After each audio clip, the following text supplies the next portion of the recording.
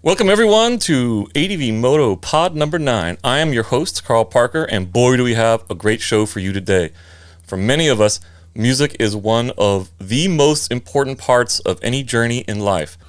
It not only underscores the times we live in, but the experiences we have in the immediate moment. Music, like our bikes, are companions to the stories of our lives, and in some ways share a lot in common. To paraphrase Aretha Franklin, it's also transporting. It can take you right back to the very moment certain things happen. It's uplifting, it's encouraging, it's strengthening. And in good times or bad, music has been there for myself and many others. But to be honest, some of us simply cannot ride without it. On to the show. Here to talk music, motorcycles, and Mojo is today's guest, who may be on your playlist as you rocketh and rolleth down the road. Having just released via Gash, an album inspired by his riding days and close friends, please welcome 3-time Grammy Award winner and rock star legend, Steve Vai. Right on. Good to be here. Thank you, Paul. How's it going, Steve? Thank you very much for taking the time to come out and be part of the motorcycle community and releasing an album on it. You know, I mean, yeah. I've done some background and research and stuff, and, you know, I was a child of the 80s. And I grew up listening to you and some of the hottest rock bands at the time, man. I mean, I guess you were pretty young at that time, but by the age of 18, you were already working with Frank Zappa and touring with him a couple years later. So, I mean, the real question is, and I'm sure a lot of musicians have this question, and that is, you know, what drove you to be so accomplished and successful that early? Was it pure drive or luck or both? No, it was just my love for the guitar and music. I just really enjoyed the instrument, and sounds came out of it, melodies came out of it, and then I could think of interesting songs and interesting ways to play, and I would just work on it, and then all of a sudden you could do it, and it's like every day was Christmas, you know. Everything that came out of my career that was successful was a consequence of that one thing, my love for the instrument. Oh, right on. So how did you get the break so early in life, you know, like at 18 years old? I mean, were you just in the right place at the right time? Well, I was, I grew up as a teenager in the 70s. So I was listening to all these great rock music, classic rock, Led Zeppelin, Deep Purple, Queen, you know, all that stuff. But another side of my brain was always interested in high information compositional music. I was composing music before I was playing the guitar. So when I discovered the music of Frank Zappa, he was doing a lot of the kinds of mixing and matching of different styles and things that I really liked. So a friend of mine stole a Rolodex of addresses and phone numbers from a studio in New York City. I was living on Long Island. I was 16, and he brought it to me. He goes, look what I got. He's got all these phone numbers in it, like, you know, Mick Jagger and, you know, Billy Joel. And I'm like, oh, you know, and I'm sitting there playing my guitar. And then he gets to the Z's and he goes, oh, and I have Frank Zappa's phone number. I'm like, you got what? So I tried calling Frank, and when I was 18, I got through to him, and he allowed me to send him some materials and stuff, and he wanted to try me out for the band, but I was too young. So I moved to California when I turned 20, and that's when I joined the band. Well, that's awesome, and that's a good lesson right there for a lot of people, which is sometimes don't be afraid to pick up the phone. Right. You know what I mean? It's like, oh, they're not going to want to talk to me. They're not going to want to talk to me. But you don't know unless you try. Yeah. You know what I mean? Yeah. And I all the things that have come to me in my career have been really a result. They're a consequence of just my love and joy of being an artist, a musician. But another thing that was happening back when I was 12, 13, 14 was I was just a motorcycle enthusiast, you know. I was building mini bikes and motorbikes and go-karts and anything that I could put together so that I can go, you know, and because I just loved it. I don't know what it was. And all through my teenage years, I could never afford a real motorcycle. My brother had a Harley, and it was a big-ass chopper, and he hung out with all the biker guys.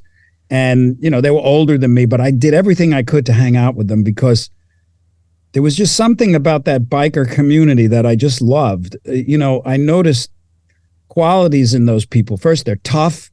They're really tough. They don't mess around. They like to fight sometimes. They love to party, but there's a warmth and there's an acceptance in these people. Well, first of all, if you ever talk to a biker and you try to get to them to explain that feeling of freedom that you experience when you're in the wind, they'll wax on romantically about it, because it is truly a sense of freedom, openness, expansion that you have to experience, and it has to resonate with you for you to understand the joys of it, and that was in my blood. And I as soon as I moved out to California, the first thing I did, I bought a little 350 Honda. That's all I could afford. I always wanted a Harley, but I could never afford it, and I would steal my brother's chopper. It was like a 16 over front end kind of a beast. Man, I loved it. And finally, I moved out to California, and that was my main mode of transportation, a 350 Honda. And I would use that, and I loved it. And finally, I was able to get like a 750 Honda, but I couldn't ride it because I had just joined a band. And it was a big band, and it was really not a good idea for me to take the risks, because anything happened to that little finger, the whole tour is canceled. Oh yeah. So for years I couldn't ride that bike, and I would pass it in the garage every day, 10 times, and every time I'd see it, I'd go, one of these days I'm going to ride you again. And then finally, when I left that band, I was walking through my garage, and I thought, one of these days, hey, wait a minute, I could ride you today. Hey, wait a minute, I can buy a Harley. And I went out and I bought 7 Harleys. Wow, 7 of them. It was a guilty pleasure. I don't indulge like that. I don't do drugs. I don't buy cars. I don't buy expensive guitars. Harleys and studio gear. I love that. And it took me a year to acquire that, but the great thing that happened was I was able to join the kind of, in the late 80s, early 90s, it was like this, a resurgence of biking. They called it the yuppie biker culture. But all along, I had a friend at that time that had grown up in Long Island, and his name was John Sombrotto. Johnny Gash Sombrotto. And Gash that was his nickname because 60% of his body was covered in third-degree burns, because when he was 21, he was riding his bike along these power lines, and he got lost. So he climbed one of the towers to see where he was, and while he was up there, the electric arced, and it went in here, and it came out his feet, and it cooked him. And he fell 30 feet onto a barbed wire fence and caught fire, and if you can imagine, and then the stories he would tell about just the recovery, miraculously he survived. And Johnny was this, I try to explain, I'm doing a lot of press and I have to talk about him, and it's so difficult because he was so unique. He was a biker, hardcore, East Coast, New York, Long Island, Italian biker, tough, unbelievably charming and crazy and unpredictable, lovable, shocking. I can't explain Johnny. But anyway, that was him. And eventually he moved out to California, and we started riding together in the late 80s. And when you're a part of the biker community, that you get involved with all these great, I love this community. They're just such wonderful people. They're simple, and they love what they love. And that's enough, and we'd go on all these great rides all over the place. And it was like living the life. There was one thing missing for me. It was the music. I was a teenager in the 70s. Steppenwolf was like the biker music from that period, and I loved it, but it wasn't, I'm a musician. And what was so interesting, I was involved in all these other musical projects at the time, And I just had this hankering, this pull, this demand from my inner being to record a whole bunch of songs that capture that feeling that I feel, that we felt when we're on the road, and also just that joy and the rock and roll. And listen, I'm qualified to do that. You know, I just did it. I just stopped and I said, what do you want to hear, Vi? What do you want to hear when you're riding? So I felt that feeling that I loved so much about the community, about the being in the wind. And in about a week's period, I just, stream of consciousness, I went into the studio and I just laid this music out. I only got 8 songs. And what was interesting was when it came time to put vocals on it, I didn't have a vocalist. I didn't know that Gash could sing. I did not know. He didn't even know. He never sang rock and roll. He had this beautiful kind of crooner Frank Sinatra voice. Oh, cool. But he never sang rock and roll. But I would hear just when he would yell or just throw out like a Led Zeppelin line. I said, what is that? Because by that time I had worked with Zappa, Alcatraz, David Lee Roth, Whitesnake, Pill, Johnny Lydon, Lemmy, Ozzy. I mean, I'd done so much. I knew that voice. And when I heard, and I just thought, okay, I tried singing on this record out of a fit of desperation to have something on it. And that was an abysmal disaster because I don't have that rock and roll voice, you know. And I put Gash in the studio and I could not believe what was coming out of his mouth, Carl. Wow. It was so powerful, so engaging, so authentic. He didn't have like the inch of a smidgen of superficiality in him. And I was stunned because it was so authentic. And we got the songs and we had a blast with them on the road. And I felt I have to flesh out this record and finish it at some point because it's great. You know, it totally checked all the boxes. It's totally straight ahead. A lot of my career, if you listen to my music, there's a lot of quirky, intense musical stuff, you know, because I like that. You know, my last record in Violet that came out a year ago is an instrumental rock guitar record, which is like most of my records. This is totally different. This was about the energy, the vibe, the experience, the joy of it. There's no long guitar solos that show you how great I am. It's melody and it's uplifting. It's uplifting, high energy, fun. It's about time kind of music, you know. And it's got message, right? And when there's got a great message. She Saved My Life. Is that one of the names of it? Yeah. That's one of the songs. She Saved My Life. Yeah, that's right. Yeah, it's absolutely fantastic stuff. Now, just to be clear, that's Johnny Gash on the cover of the Vi Gash album, right? That's Johnny Gash, and you can see all of his. He doesn't even have nipples, you know. It's just totally, and he was wild, totally unpredictable, and an incredible bike rider. If you flip the CD and you look at the photo on the back, it's a picture of Gash sitting on his back seat, turned around and flipping the bird. Nice. There's all sorts of stuff. He would do the most insane. He was the champion in all counties at the slow race. Oh, you know, cool. He could just stand there. And we'd be at a rally or something and you'd see Gash come down the streets standing on the seat in an iron cross, you know, and funny.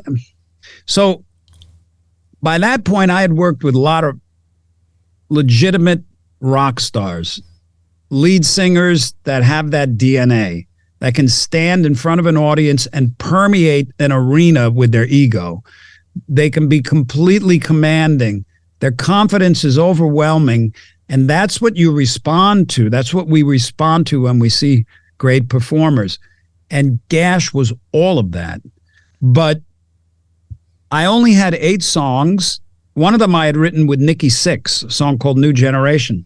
And then I had to get back to some contractual obligations and finish some records and tour. And when I planned on getting back with Gash and finishing this stuff, tragically he was killed in a motorcycle accident. And I was so disheartened. I took the whole record, the whole project, and I just put it on the shelf for 30 years. Wow. And I started listening to it like 20 years ago. And it just brought all that back again. And it's difficult to kind of explain what it's like being an artist and navigating the music industry. You know, you're always kind of balancing your creative impulses with commerce. You know, Everything you do, there's a committee involved. There's the other band members. There's the leader of the band, perhaps. There's the producer, the engineer, the publicist, the record company, and everybody's kind of, the A&R guy, and everybody's kind of got a little piece of it. It's a big committee, and it's fine. It's the way you co-create. But when I made this record, like all of my other solo records, I walked into the studio, shut the door, and nobody was allowed in. Nice. It was a committee of one. And that's the way I like to work on my solo work. I don't want it diluted. I do many wonderful collaborations. I'm a great collaborator, but when it comes to my solo music, I'm usually like precious. It's precious to me. And that's how that Gash record was. It was precious. And I at that time, I didn't release it back then because I just didn't want to throw it to the wolves because the scene was changing. It would have probably gotten just buried. And I didn't feel like it was the right statement at the time. And it was too precious. It was just like, I don't want anybody to destroy it. Yeah. It was crazy. And it's easier than ever to kind of get things out these days. And, and it's like, if you have something to say, you can just get it out there, and that's fantastic, And I do have a question though, and it's slightly off the Gash, but I did watch, and we were talking about crazy guitars. I did watch Teeth of the Hydra, and that's a fantastic guitar in there, man. It's like a triple neck, half fretted, half unfretted, and then there's the strings that are kind of strung in between the end of the body. It's a little bit off topic, but could you tell us a little bit about that axe, because it's pretty wild. I actually know artists that already want to draw it because it's that crazy. Yeah. It'll be a fun draw. Well, it came about just like the way the Gash record came about, in a moment of clarity. That's how we get our inspirations. They just go, poof. I'm going to do that. And the Teeth of the Hydra, that 7 years ago, I was sitting there and poof. It all came compacted in one inspiration, and then you unpack it. You unpack it, and does it have a name? Does it have a name?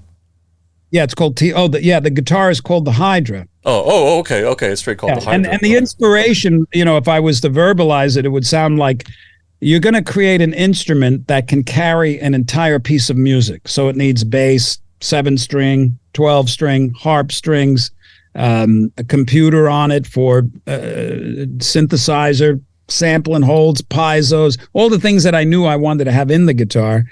I didn't know how it was going to look until I saw a Mad Max movie and I saw this guy playing a steampunk guitar, and I said, that's it, steampunk. Oh, that's awesome, man. I started to research some of that, and then I sent it all off to Ibanez, and they started sharpening their knives, and they made this instrument. And when it showed up at the studio, I opened it and I was stunned. I thought it was the most bizarre, magnificent guitar instrument.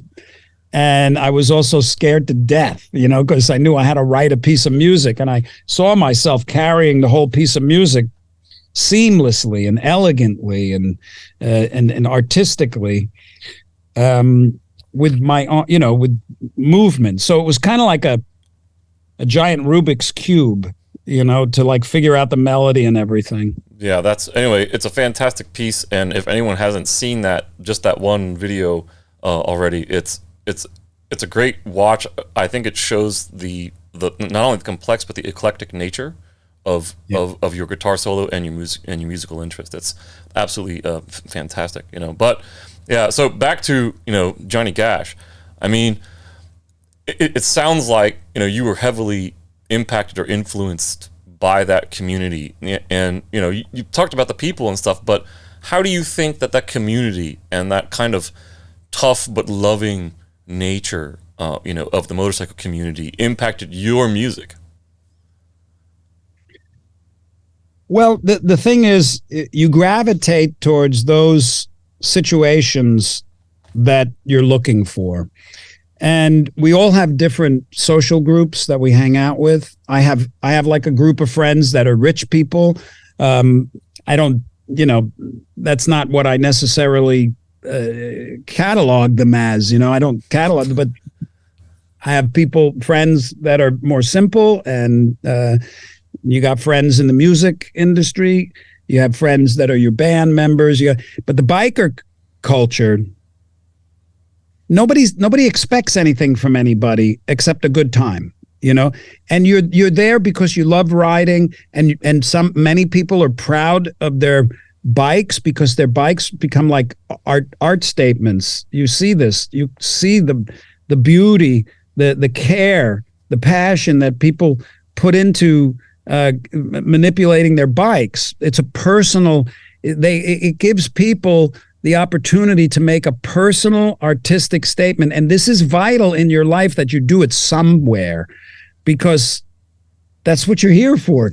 Express your creative potential with others.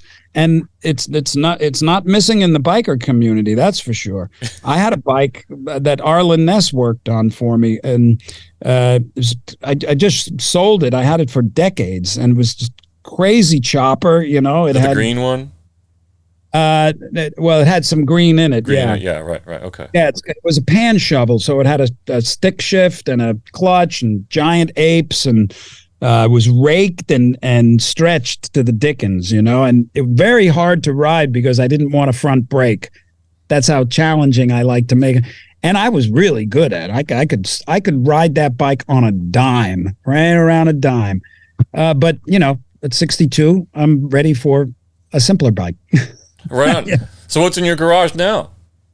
Well, I just got rid of the last one, and I'm going on tour for a year. And when I get back, I'm thinking about a nice, glider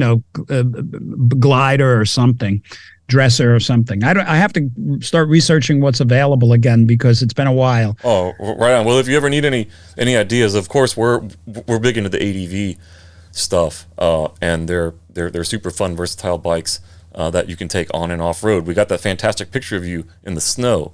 I think that was with was that a 47 Harley you said? That was a 74. I'm sorry, 74. My knucklehead was a 47, and it was a show bike, sort of. It had a sidecar, but I rode it with the sidecar, and then I'd take it off for a couple of weeks, and I put it back on. I loved riding that bike. I just liked the old, and with this shifter and all, Yeah. But that picture that you have, that was, I believe, a 74 shovel. 74 shovel. Yeah, that was fantastic. I mean, you got that waxed cotton cape on. Those are really cool, man. I wish people still wore them. And the hat, too. You had the waxed cotton hat on. Yeah, I was in Lake Tahoe. That was the bike that I kept at my Lake Tahoe house, and I loved riding around the lake. Oh, my gosh. It's just the best. And but it would snow. Yeah, that's all part of it, So, you said that Johnny had this kind of like indomitable spirit. His voice ended up being amazing. And I wanted to ask you, and this is kind of a weird question, but what do you think is the relationship between courage, confidence, or craziness that we need as riders, and how that can show up in the music or other creative things that we choose to do in our lives? Well, you have no choice. It's going to show itself in virtually everything you do. Your personality, your interests, where you're at consciously at any given time in your life is going to show itself in your creative output. It must. For someone like Johnny, he was untapped. When I got him in the studio for the first time, I just knew immediately and instinctually he was honest with his art. He wasn't trying to be something or anybody. And that's the way bikers are too, that most of the ones that I know, they just like what they like. They like the people they like the experience. They're not into, the drama and, any of that stuff.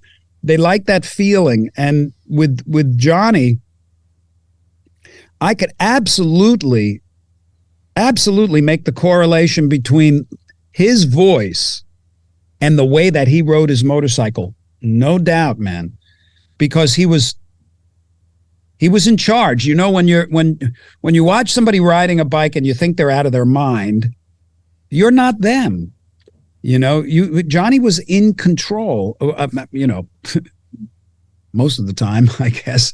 And I feel that way too. When I get on a bike, I'm not a daredevil like he was, but I always felt, all right, now everything is good. I'm in control. So. But the way he rode, he was totally unpredictable, total daredevil, and he did crazy things. I mean, what killed him, he had various bikes, and one of them was I think it was a Ducati of sorts, but he had a double turbo, and the turbos sucked the air in, and the bike went and it flipped backwards. Yeah. Wow. So that is one of those things. But yeah, there is a correlation, because if you had the opportunity to watch him navigate the bike, navigate his personality with bikers and anybody, any person, and then you heard that voice, you'd say, of course he sounds like that. Yeah, absolutely. We definitely encourage folks to go check it out. And that scene that you describe of this guy just like dirt biking in the middle of nowhere in Long Island, and I'm sure it was less developed then than it is now, and climbing up to the top of an electrical tower to get his bearings, then getting arced on. It's almost like out of a comic book. Yeah. Like and you almost really expect cool. Yeah. One other thing I got to add, later on, and there's photos of this, Gash had a tattoo put on his entire back. It's just, and what it is, it's the electrical tower that he climbed at the top, and it's him falling, getting electrocuted with an angel coming down from his shoulder and reaching out for him. Wow. It's fantastic. Wow. And there's little flames and everything, and it's just amazing. Wow. Was there ever any photos of that tattoo captured? Yeah, it's in the record. Oh, okay. That's cool. Yeah, I didn't see it in the PR material. I don't think it was in there. But if it's in the album, I'll be sure to check that out. That's just absolutely fantastic. There's only a few photos that exist, and they're not great photos, but you can see. No, that's absolutely fantastic. But yeah, man, I could totally see that being illustrated in a comic, like, bzzz, and then he comes down, and then he comes up, but he has got like superpowers afterwards or something. But in essence, he did. He did, man. You know what I mean? Like, and here's a question: people go through these kinds of experiences. Like in his case, it was physical and mental. Sometimes for people, it's just mental. But these are formative, pivotal, changing experiences in people's lives. You know what I mean? Do you think, even though it was a tragic situation, that it made him a better, stronger person in the end? Well, I believe that every experience we go through in life is in our best interest. Whether we see it that way or not, we gain tools that are vital to learn and own our independence. We go through suffering of our own making. It's not anybody else. It's not in the outside world. It's here. And we see things a particular way, and if the way we're seeing them is dysfunctional, then we suffer the consequences, and eventually the suffering gets so bad you surrender, and you eventually find your independence from insanity that you believe is in the outside world. And I think with someone like Gash, and everybody's different, he didn't let anything stop him. He didn't cry victim even for a moment. He accepted himself beautifully, bravely, independently, and we loved him for that. I mean, his ear was just burnt off, and it was pretty horrific looking, and he had a prosthetic ear. He'd never wear it. He's like, he didn't care about any of that stuff. Wow. So you would love them. I'm telling you, he would have made the greatest rock star. Absolutely. Absolutely awesome. So now that some of this is in your rearview mirror, what did you learn about yourself and life in general from writing and being exposed, to the writing culture? Well, I was always a part of it quietly, when I was a kid, all through my youth, and then through my adulthood. I did it quietly because I'm also a rock musician, and one of the cool things to do when you're a rock musician is take photos on a motorcycle so everybody knows you're cool. And I never really wanted to do that because it's superficial. I was a real biker in a sense, but I was very quiet about it. I love the community. They're good people. We would go on these rides to the rock store, to various places, out to Malibu, up to Angeles Crest Highway, all the way up to Carmel, where that community thrived. And I just loved it, and I miss it because I haven't engaged in it in a while because I've been, touring. Busy, yeah. Yeah, primarily my biggest motivation is music. I love that more than anything. Yeah, that's entirely understandable. So what do you think musicians can get from learning how to ride or riding? What is there about the motorcycle riding experience that you think might empower or somebody to play? Well, in order to get on a motorcycle, you have to have a pull to do it. Yeah, and then once you're there, if you're fearless and you're not fearless, but if you just enjoy that experience, it can flower and you can become part of that community. But what was the question again? Oh yeah, so what do you think musicians can get from riding? Oh, well, I mean, if they're cool with riding. Yeah, if they're cool with riding, one of the connections that I get when I'm on a motorcycle, when I'm on I'm a Harley guy, Sure. And when I'm on that bike, there's this amazing feeling of just freedom and enjoyment and just nature and power. There's a power, and it's just nice.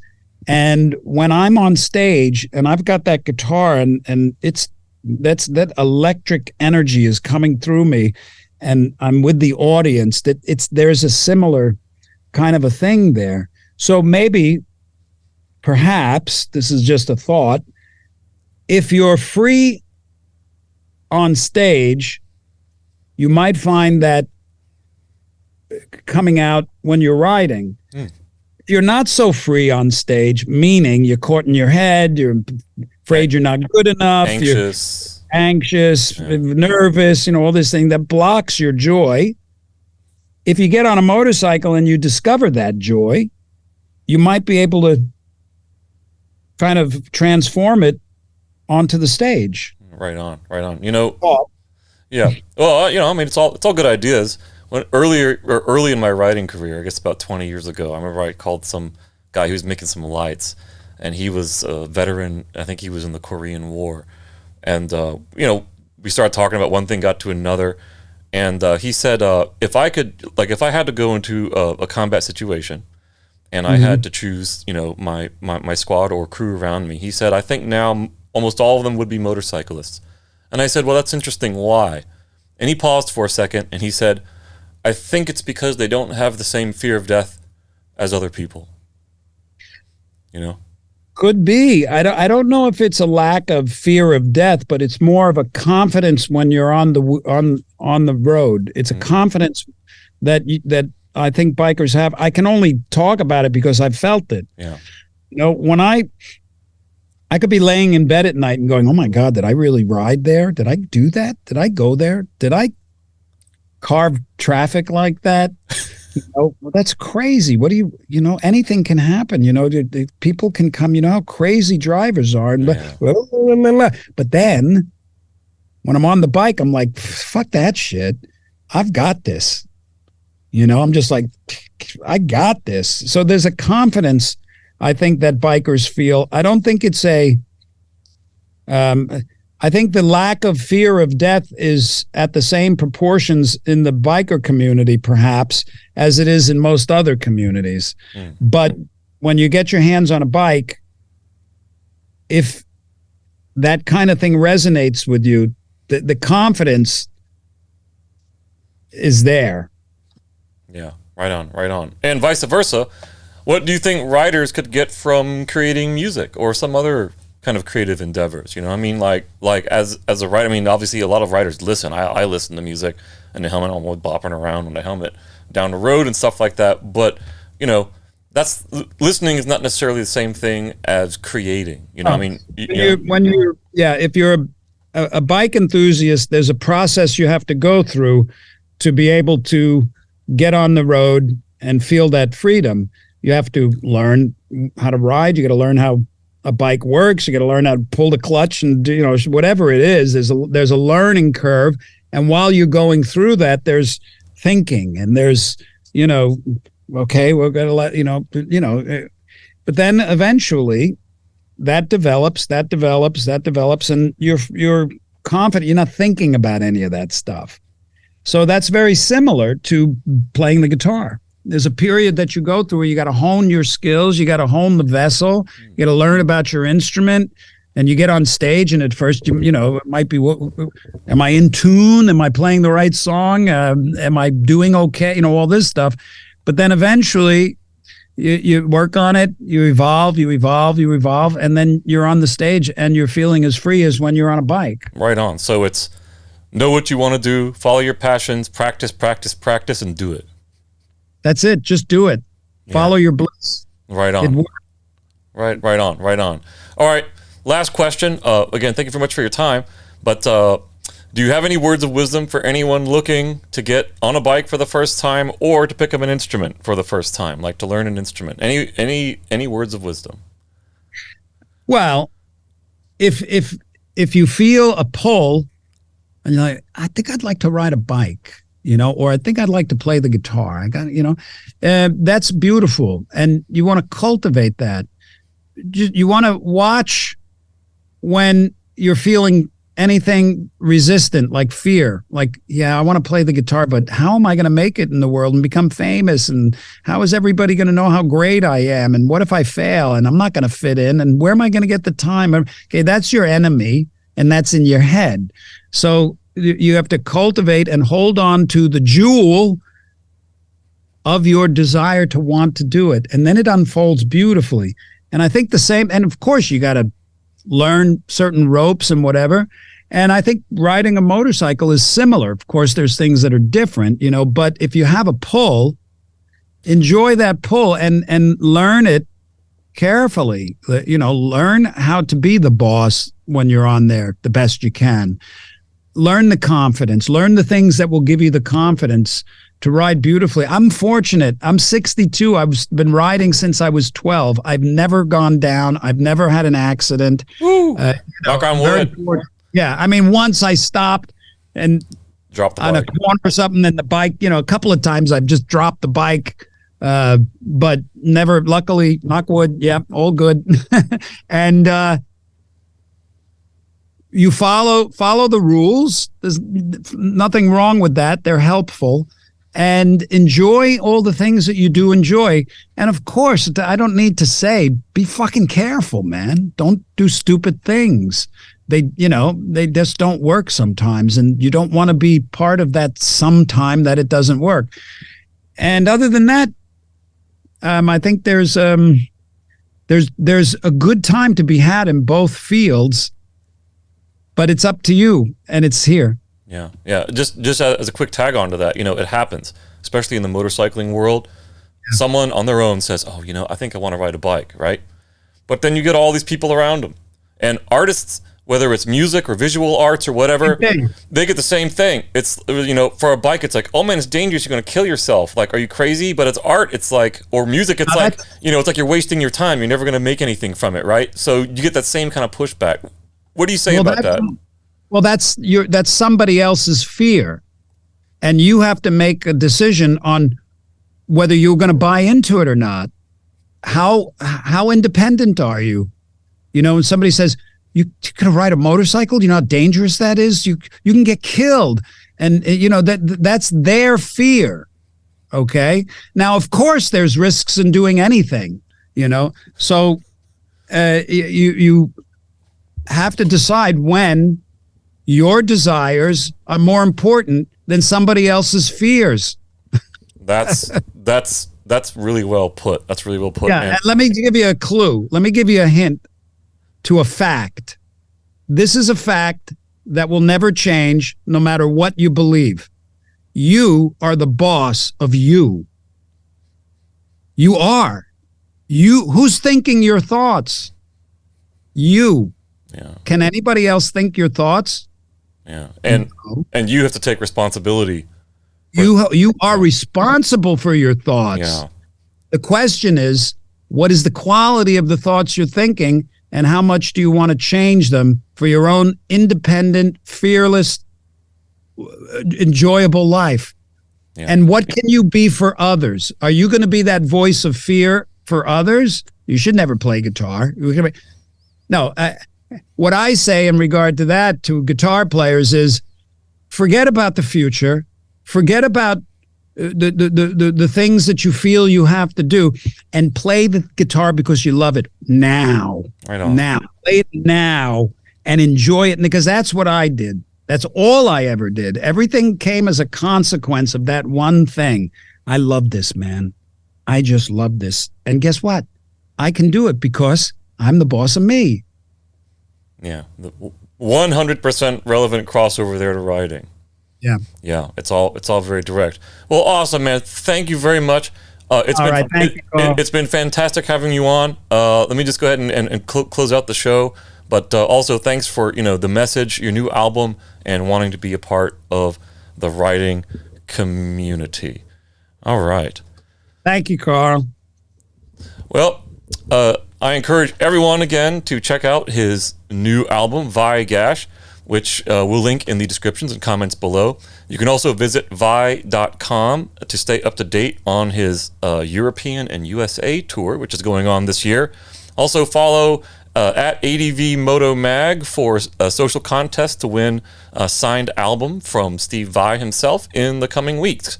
But to end it, Steve highlights for me what I think is a very important component of not only adventure writing, but writing in general. The motorcycle community is vastly diverse, and with riders of all backgrounds, talents, interests, and dreams. Through the journeys of our lives, we've met countless people. Many of us would not be where we are today without their goodwill, help, and compassion. And I hope, in the hustle of everyday things, that we take a moment to remember them, revisit those golden moments of the past, and do everything we can to ensure that karma and goodwill continues through us for others. Thanks again to not only Steve Vai, but to everyone tuning in wherever you're watching or listening. Let us know what your favorite writing tunes are and what music means to you on your life's journey. Until then, may the spirit of adventure forever be the roll in your rock and roll.